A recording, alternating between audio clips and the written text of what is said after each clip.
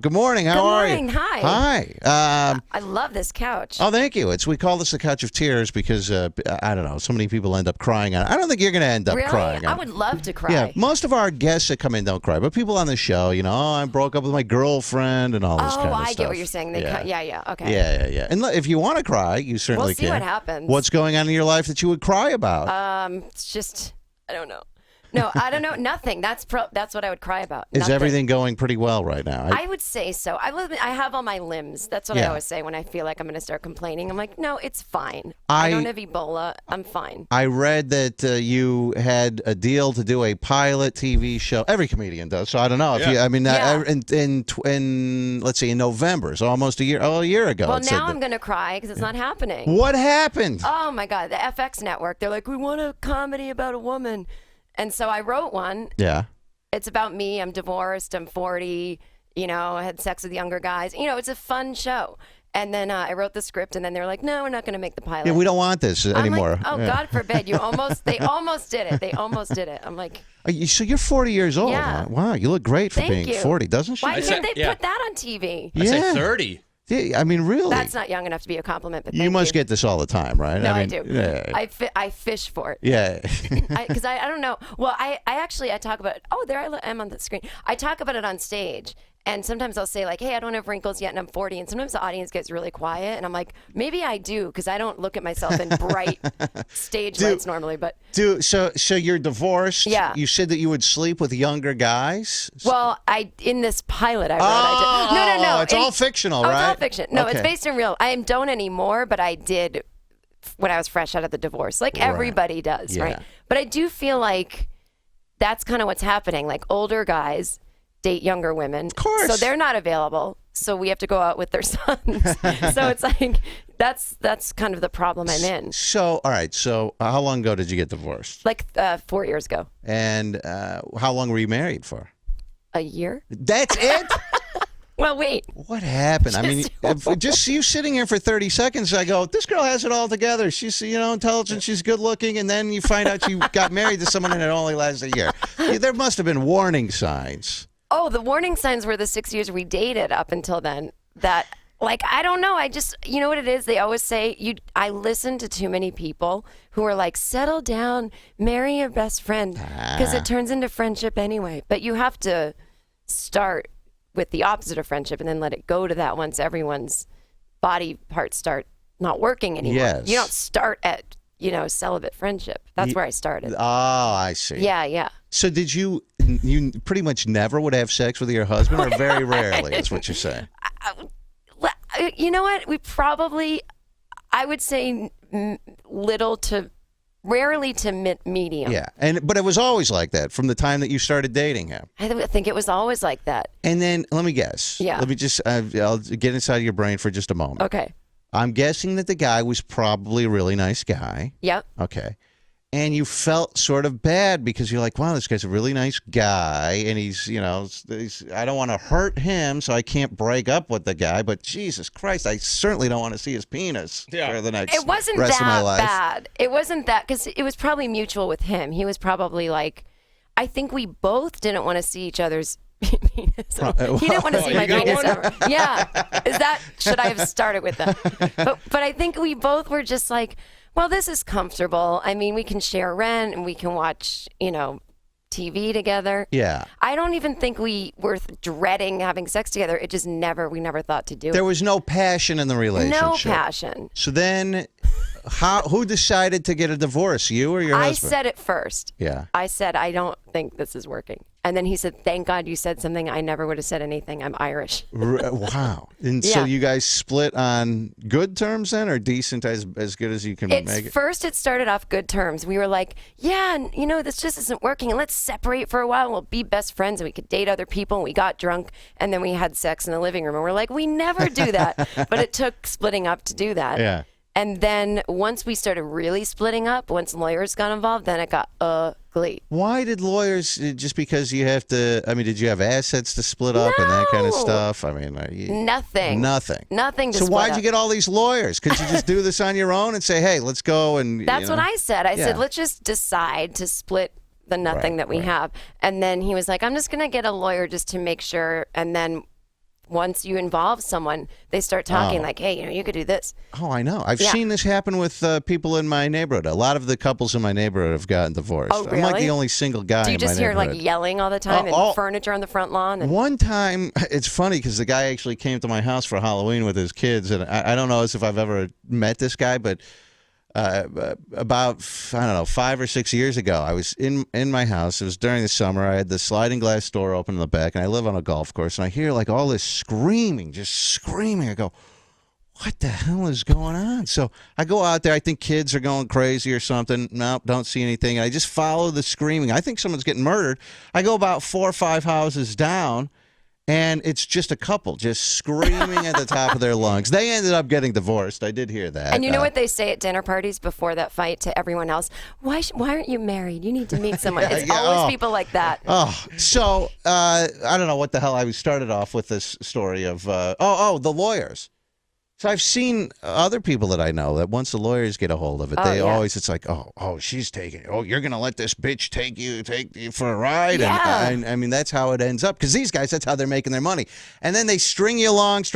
You're paying. Then it gets to the final thing and they go, hey, we should probably just settle. Who wants to go through it? And right? Yeah, It's a pain in the nuts. once you've paid them for years. Right. Then they're like, all right, now it's time. It's over. Exactly. It took It's a big so scam. long. It's a huge scam. Would you ever get married again? Based on divorcing being a possibility, no.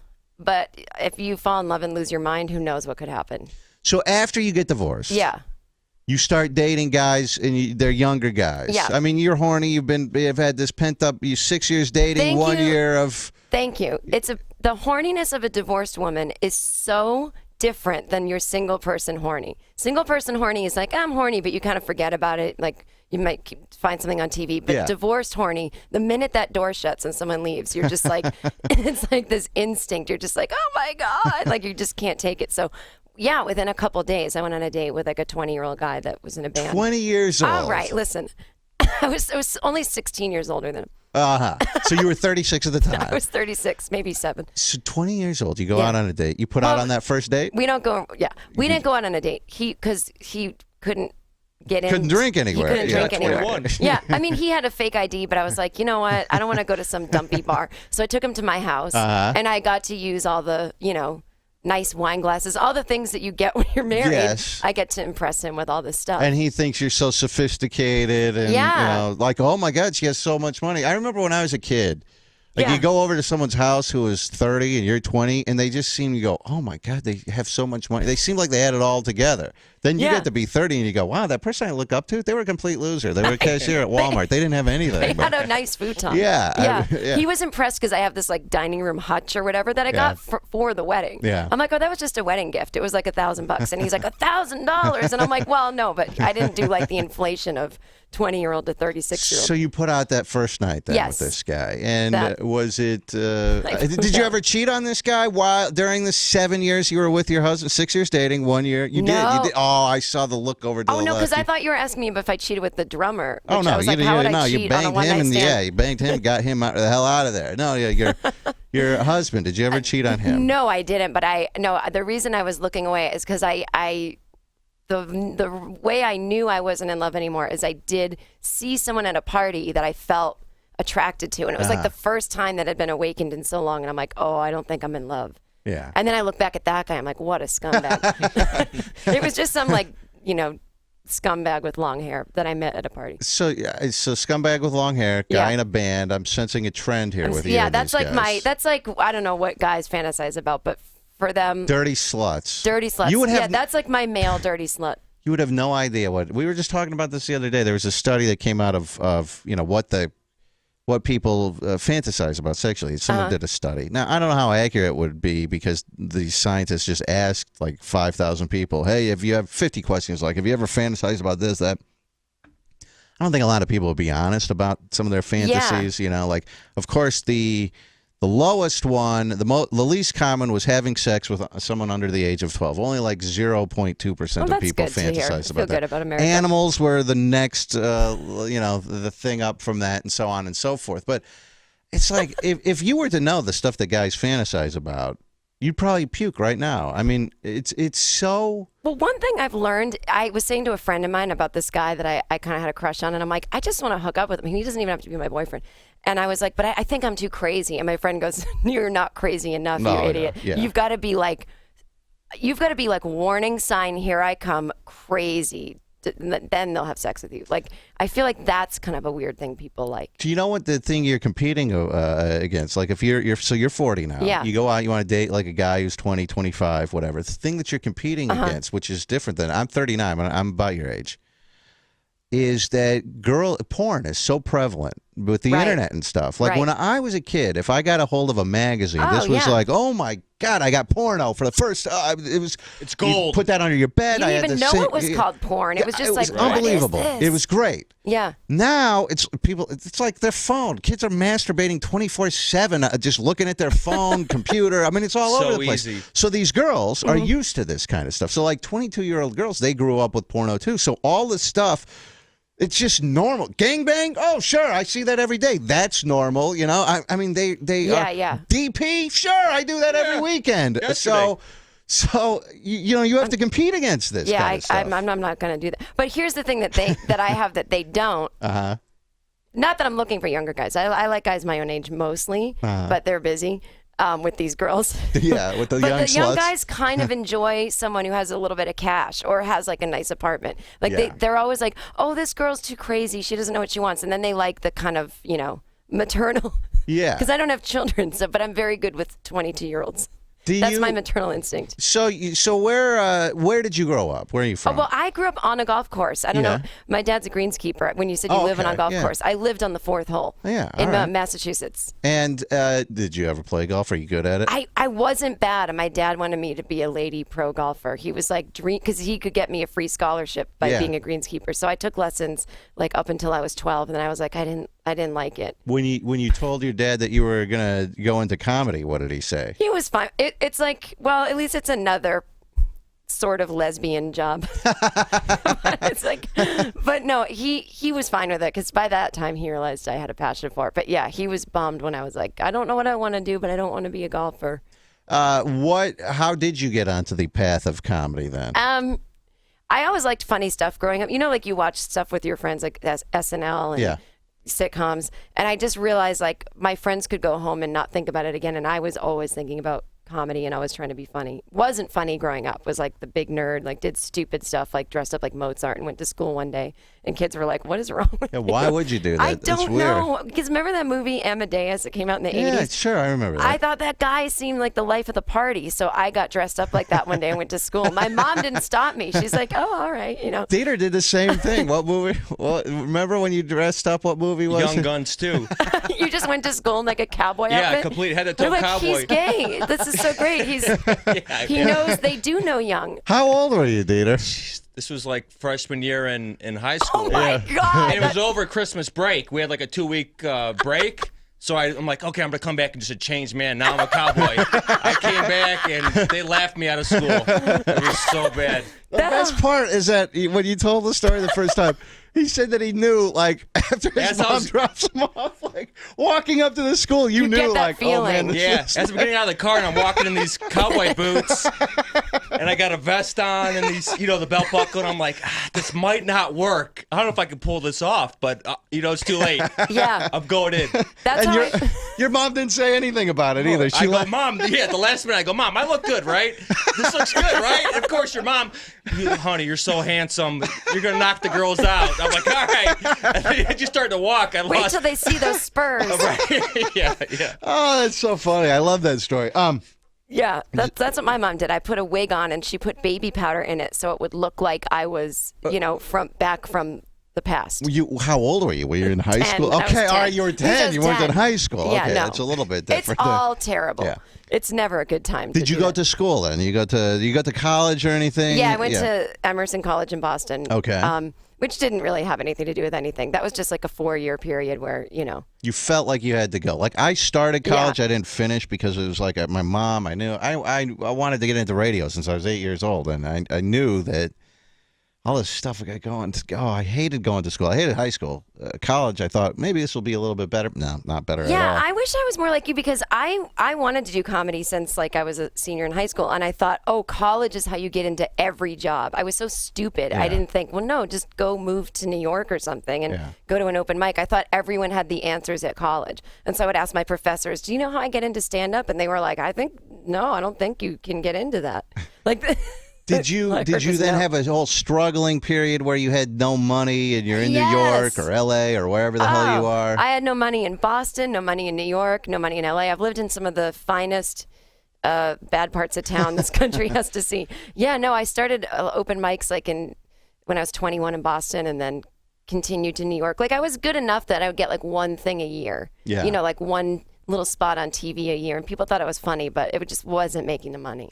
And Jen Kirkman is here with us. She's going to be at Hilarities tonight and all this weekend. I'll give you the number to purchase tickets here in just a minute. So you're struggling. You have no money. You're getting a few breaks here and there. Yeah. For a woman who wants to do this, do you think it's different than a man? Are there more or less opportunities? Because I can see it going both ways. Yeah. I mean, you're an attractive woman. So well, I wasn't when I started. I'll show you pictures. Really? Oh, what terrible. happened? How did you get better looking? I don't know. I got like healthier or something. I don't know. It's just, you know, those vegetarians that are chubby. That was me. I was like a vegetarian who just ate cheese and bread, and I just had like a really short haircut, like not even like a man. Yeah.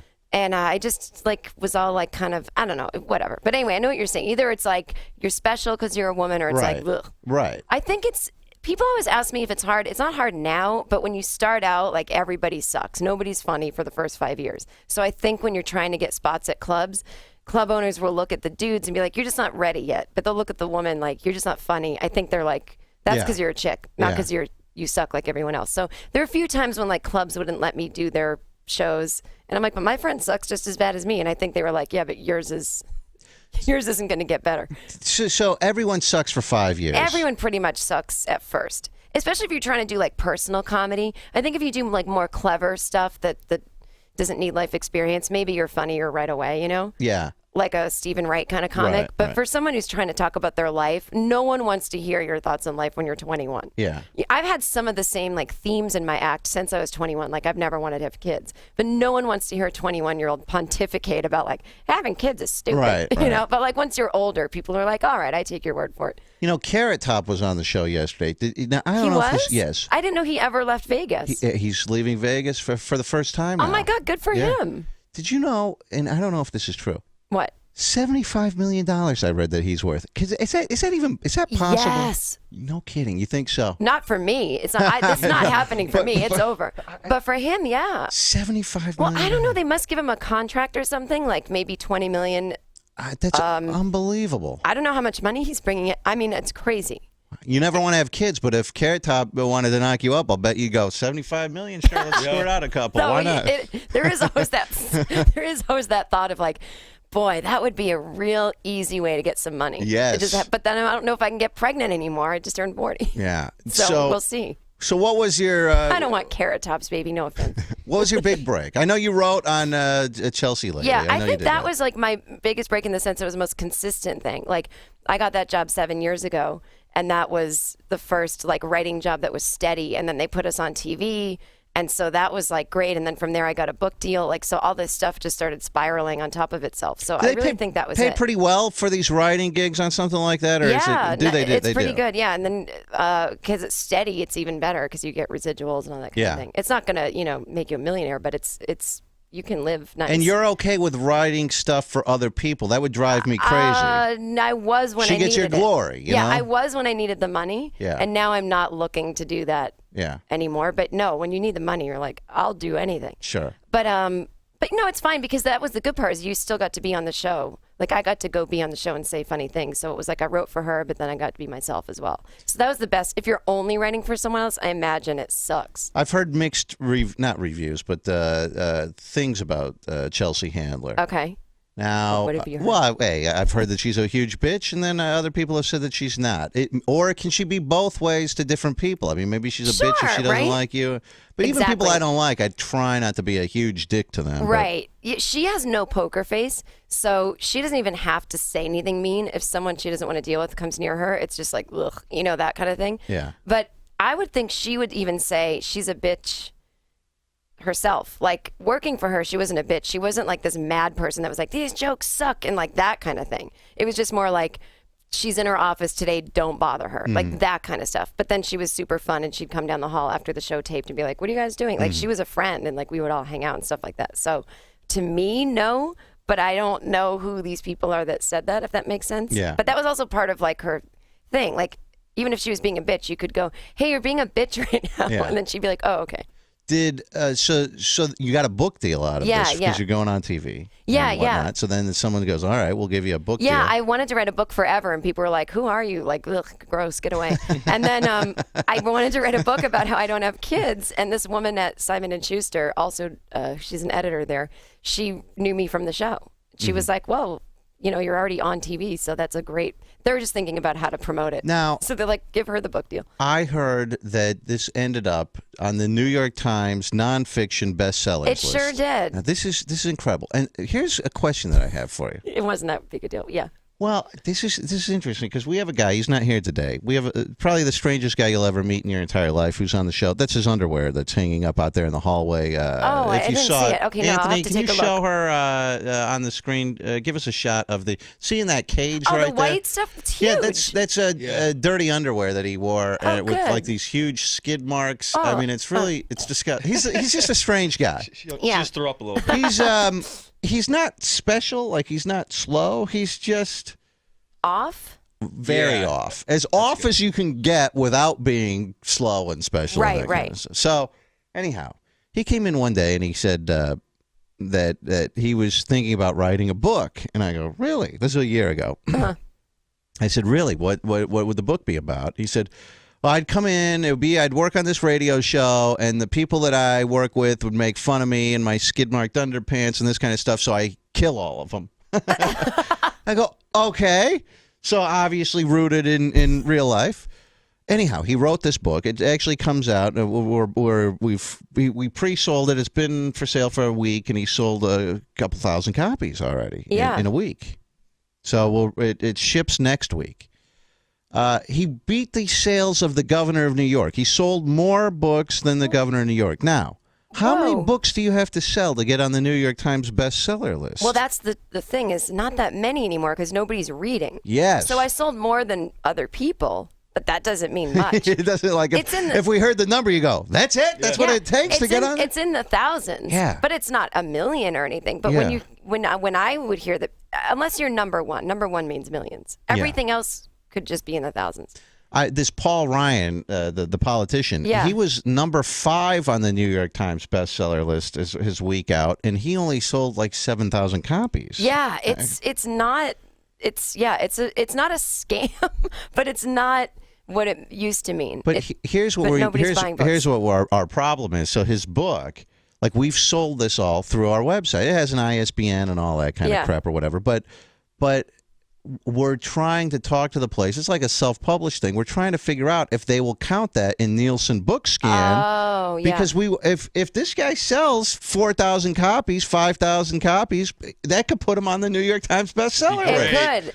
But, Yeah, I I mean, wonder if self-published counts. Yeah, they do have all these weird little rules. Like and his book is 88 pages. they kind of try to keep. It's blood in the studio. So you're not nervous is the at all. book. Is this why you're being so good about promoting it? Because you're a little nervous. Well, gonna get no, killed? he's a harmless guy. Okay. I think We hope. we hope, but. They always do say that when after a murder spree. Oh, he seemed like such a nice guy, totally harmless. He was so nice. He did write a book about bludgeoning me, but I didn't even put it together. That would be like a red flag. That's the difference between like a man and woman's brain. If a guy was like, I wrote a book about you, it's about how I chop you up, I'd be like, all right, I'm not going to talk to you. So are you single now? Are you dating still? What do you have, a boyfriend? What's your story? I have what I would call situations that I've had. And so right now I am single. I decided to take a break and just get some work done. And what are you working on? I have another book coming out. Another book? Yeah. And I'm just going on the road a lot, so. You make a decent amount of money from these books. I mean, Well, this is where I don't understand the book industry. They give you a decent amount of money to write it, and then you never make the money back for them, and they keep doing it. It doesn't make any sense. It's like a parent that's lending you money, and you're like, I'll pay it back. one of the things that I realized from publishing Jeffrey's book is so the reason why so you can put it on Amazon and all of that. That's not difficult, and those will totally count to your book sales, and it will be on Amazon in like 3 weeks. But the amount of money you get for selling it yourself, you can get whatever, you can keep whatever you want.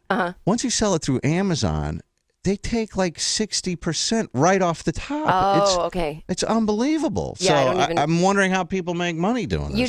You only make it on your down payment or your book deal On your money. advance And or your whatever. advance. Yeah. Yeah. That's Yeah. it. And then you just sit and write it, and then it's hell. So so I'm not dating because I'm too busy. Yeah. So And- you're writing. What's this new book going to be about? About being 40 and Yeah. divorced, and I travel by myself all the time. And Yeah. it's kind of like a, hey, it's okay if you're weird like me. You don't travel have to by be yourself. married. You go out of the country by yourself. and stuff? Yeah. I've been doing a lot of international stuff this year. So People look at you like you're crazy. Like I've my traveled friends all are over. like, oh, you're going to London, but with no man? I'm like, I'm going to London, Yeah. jerk.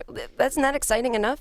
It's different. Like Europeans tend to do this a lot. They'll travel by themselves. Like I've been places, and like you meet someone and you go, "Who are you traveling?" They're like, "No one, just by myself on holiday for a few weeks." Maybe because everything's so close together. They're like, no one would look at you weird if you took a train to Chicago or something. Yeah. So for them, it's like that's going to, maybe. whatever. Yeah. But yeah, I just wander around. I go to wine bar. I just find where the nearest wine bar or wherever I go, and I just sit there and talk to the bartender, and it's great. Yeah. It's not like, oh my God, there's not a guy. I mean, yeah, it would be great if there was a guy there. Not the whole time though. Yeah. I don't want to share a tiny European hotel room with a dude and then have to worry about where I'm supposed to go. Do you Number put out two. when you're on these trips? Like, I mean, 'cause No. you never put out to a Never guy. You have. never met a guy and been like, No. oh, Pablo or whatever, and slept with them. I wish you know what? It's so weird because on the road in America, would never sleep with someone after a show. Because that's like, I know it's different. For a chick, you're like, so I'm going to take this stranger back to my hotel room. Yeah. That seems weird. Or I'm Yeah. going to go to some guy's house. Like, that just seems like that could be the beginning of a one night stand or a murder. Yeah, right. So I think I just stay away from it. But in Europe, I'm like, well, I could find a lover, Yes, they're so Like, romantic They don't over have there. murderers there. Yeah. But I never meet anyone. I guess because, I don't know, maybe my head's always down or I'm performing at night when most people are out meeting people. Right. So I'm usually like at a wine bar at 5 p.m. So it's like me and like, other people that are on Other vacation. lushes that are sitting there with nothing to do, no jobs. Jen Kirkman is going to be at Hilarities tonight at 8 p.m. This is down there on East 4th Street. It's a very nice place if you haven't been there. Tomorrow night, 7:30 and 10 p.m. Saturday, 7 and 9:30 p.m. Her website, jenkirkman.com. And for tickets, call 216-736-4242. That's 216-736-4242. Jen, I hope you have fun. I will. I love it there. Take a guy out here, one night stand here in town. Do it.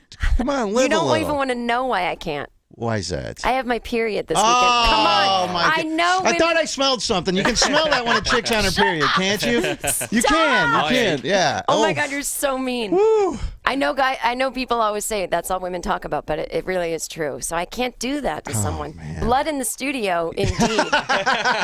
Blood in my hotel room. Yeah, there it is. I'll let you know if anything clears all right. Go see her this weekend at Hilarities. Again, for tickets, 216-736-4242. And good luck with this next book that you have coming out. You may face some competition from our very own Jeffrey LaRocque on the bestseller list. I'm feeling just the saying, heat. good luck to you. I mean, Yeah. I don't know. If, Listen, it's his turn. It's his turn. Murder in the studio, guy with skid-marked underpants, or, hey, I'm 40 and I have no kids. You tell me what's going to sell more, dear. I don't know. All right.